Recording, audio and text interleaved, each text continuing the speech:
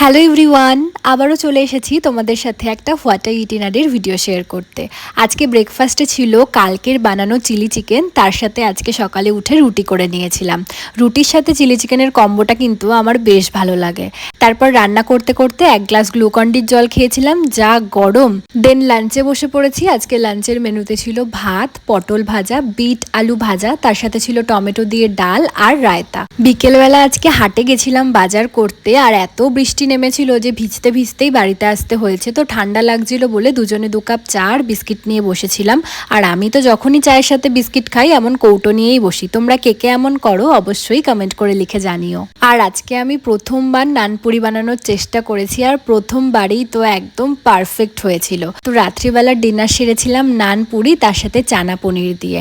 তারপরে আমার হাতে বানানো শিকঞ্জি খেয়ে আজকে খাওয়া দাওয়ার পর্ব এখানেই শেষ করলাম। ভিডিওটা ভালো লাগলে লাইক করে দিও।